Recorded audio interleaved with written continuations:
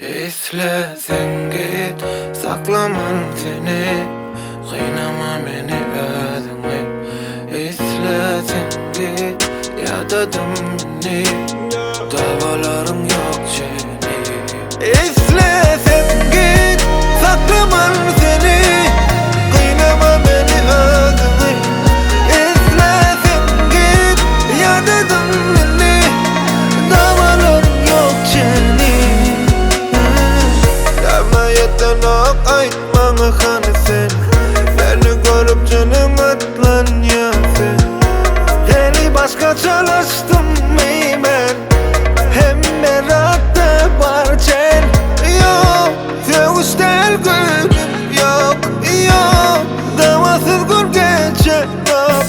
Yadadım beni sayla, minne kovsun etap özüme sazla.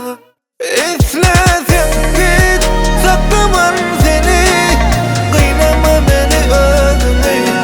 İstesen git, yadadım beni, davalarım yok seni. İstesen git, saklaman seni, kıynama beni özüne. İstesen git, yadadım beni, davalarım yok seni.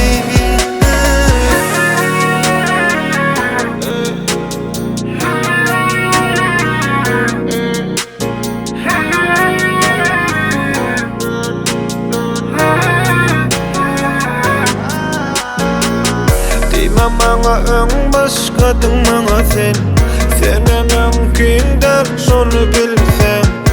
Ter çoğap versen erkedi bilemem, dumanı yerimde duman ok.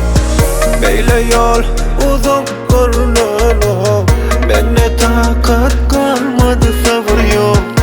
Deneden gidişip netice yok, önümde yalnız koyum ok.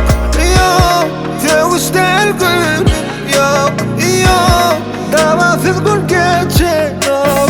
Yadadım beni sayla, minne kovsun etap özüme sazla.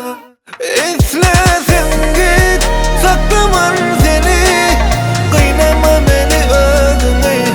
İstesen git, yadadım beni, davalarım yok seni. İstesen git, saklaman seni, kıynama beni özüne. İstesen git, yadadım beni, davalarım yok seni. İstesen git, saklaman seni. İstesen kal, al borsunu, bilyen sen, seyen mi? Yöne koy men menli.